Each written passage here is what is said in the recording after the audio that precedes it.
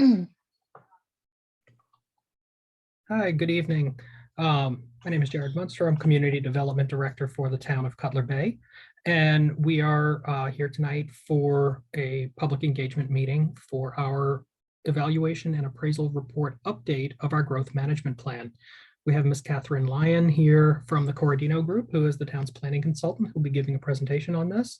Then we'll be asking for feedback at the end of the presentation. So Ms. Lyon, take it away. Thank you, Jared. Good evening, everyone, and welcome to the Town of Cutler Bay Public Workshop for the Evaluation and Appraisal Report Air-Based Amendments. Let me share my screen.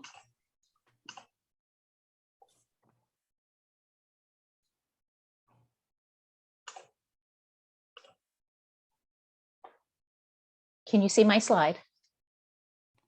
Yes. Okay, perfect.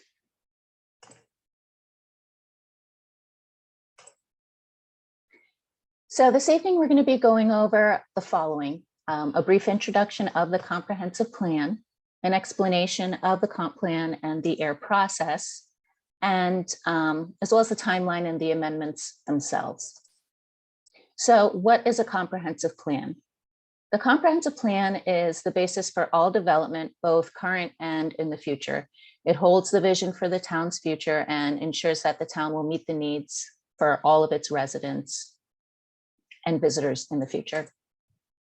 There are various elements within the comprehensive plan. These elements contain the goals, objectives, and policies for the town.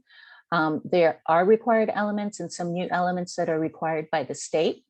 For example, the newly state required property rights element was recently adopted, actually last night, by the town of Cutler Bay. When creating or amending the comprehensive plan, public participation and notification is required by the state. Additionally, new master plans and studies are incorporated into the plan, as well as recommendations from the evaluation and appraisal report in order to meet the state mandated requirements. Sorry, I don't know why it's doing that. When creating and amending. Okay, so what is an EAR? Generally, this entails a two-step process, the first being an evaluation of each element of the growth management plan to determine if changes are needed based on legislation passed by the state since the last evaluation of the comp plan, or by local preference in adoption of new policies. If changes are warranted by prior amendments in state statutes, a letter detailing the needs to the Department of Economic Opportunity, or DEO as we call it, is required. If no changes are needed after the review, a notification letter regarding this review is sent to DEO. And if changes are warranted, the town actually has 1 year from the date of the notification to complete the necessary amendments. This will be the second cycle of the EAR process for Cutler Bay after state growth management laws had changed. So the minimum requirements, therefore the minimum requirements is the growth management plan needs to be brought into compliance with new state laws. Cutler Bay completed the EAR in April 2021. So the town will have 1 year from that date to, from that date of notification to complete the necessary amendments. We're now preparing new policies based on the more broad recommendations of the actual EAR that was already submitted. Part of the EAR process is using the existing approved documents since adoption of the growth management plan and the last EAR process. These plans include the stormwater master plan, transportation master plan, flood mitigation plan, and the climate resiliency plan. Corradino is conducting this workshop in order to gather data and satisfy the public input component of the EAR-based amendments. And in addition to addressing changes in state statutes, EAR-based amendments should address any issues that are seen as important to the local community.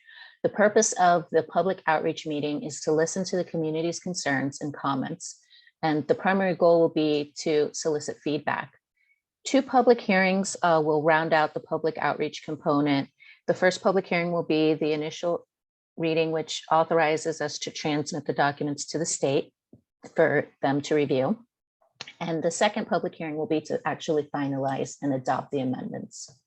The state requires the city review their comp plan against any changes in state statutes. since the last update and make the appropriate updates as needed. Also to consider changes in local conditions as well. The only requirement is that the review is done and a letter is sent to DO, and the state will whether you will or not, you have to let the state know whether or you will or will not, excuse me, amend the comp plan within the next year. Some cities choose to do the bare minimum, but in this case, Cutler Bay, we found through experience and local issues in the community, and on top of it, all of the things that the town has done, that it's necessary to actually go through this process. Cutler Bay has completed the EAR, and we are now in the actual implementation stage. Again, the purpose of this is to implement changes stated in the EAR through the comprehensive plan amendments. After the EAR was submitted to DEO, the town has the 1 year, which I had discussed previously. And the next step will be to take these amendments to commission for first reading. Within the comprehensive plan, there are all of these elements, each having their own goals, objectives, and policies. So the goals are broad and value-based, the objectives are more specific, and the policies are the actual rule or course of action to achieve the goals and objectives. So why is this needed? Well, data gets outdated and more current issues need to be addressed. Sea level rise is one issue. The comprehensive plan is a future-oriented document. So as the population changes, so do certain standards for infrastructure and housing and so forth. And it's also a requirement by the state statute. What is an EAR-based amendment? So based on the recommendations and amendments to the comprehensive plan, adopted goals, objectives, and policies are made through, strike through and underlined as required by the state. Changes are also made to the maps, the tables, background data, and the final amendments will be presented in a readable, user-friendly format. As I stated previously, we will be doing it via strike through and underline, which is required by the state. Strike through is what we're no longer going to be using, and underline is what we're going to be adding to the actual comprehensive plan. So how do we know what to change? An issue scoping interagency meeting was held during the EAR process last year. We were able to get some information from various agencies, DERM, Florida Department of Environmental Protection, FDOT. Input gathering from the community is also needed, and we do a lot of local data collection as well through the existing documents that have been completed by the town since the last year, one of which is the transportation master plan. So that information will now be placed into the new the EAR-based amendments into the growth management plan. So what are these elements? The future land use element covers issues pertaining to existing and future development, and it's the basis for the zoning categories in the land development regulations. So it creates, excuse me, in effect, it creates the zoning. The transportation element establishes the level of service for all the roads and provides for safe and convenient, efficient motorized and non-motorized transportation. Some topics include bike and ped transit, complete streets, and these are all issues to the community. Some of this information was provided in the transportation master plan that we just did, and so we'll be carrying over some of those changes into this transportation element. For example, micromobility was not a thing when the comp plan was adopted, or I don't even think at the last year. So we're going to be incorporating some elements or some policies into this transportation element, discussing Vision Zero for safety, which wasn't around either, and micromobility.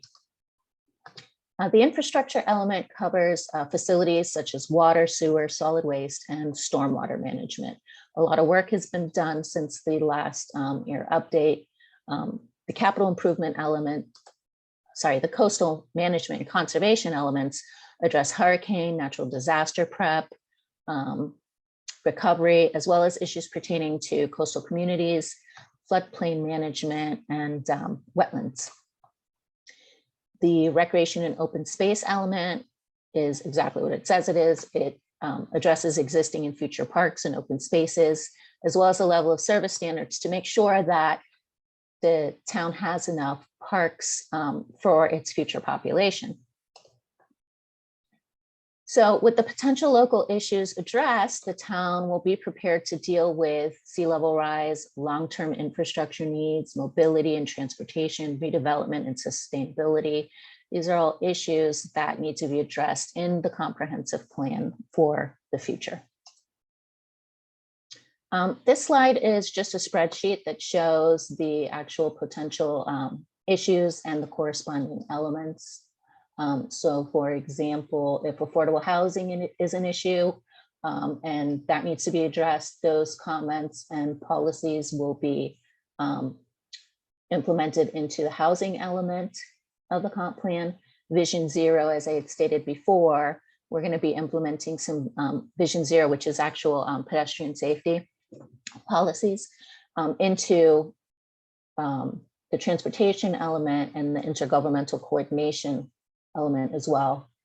What else do we have here? Community events might be something as far as healthy living, equitable parks, that would be in the recreation and open space element. So every issue that a resident may have or that the town may have is we're trying to address them all in the growth management plan into these specific elements. So with that being said, we at the town would like to begin a discussion and get some feedback and input on the issues that most affect the town.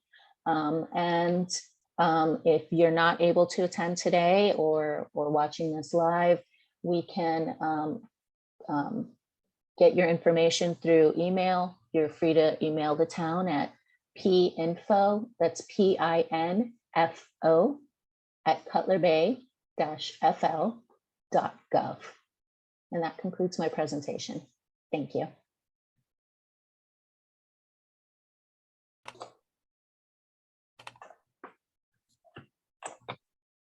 Catherine, thank you so very much for that. As of right now, we don't have anybody in our participant list. So I am going to guess that there is no feedback at this time. Okay. I do want to thank you for tonight's presentation. I think that was incredibly informative. And this is going to be a great resource on our website that we can share with the public. We can work with Desiree, who is joining us tonight, to get this pushed out just as an info piece for the town to get some feedback. Hopefully some folks will watch this sort of after tonight and send some things in over the course of the next month that we can add, a little bit more public feedback to what we have now. Absolutely. So with that, I suppose we will go ahead and close this out. Again, thank you so much. Thank you. And we will talk soon. Take care. Have a good evening. Thank you. Bye-bye.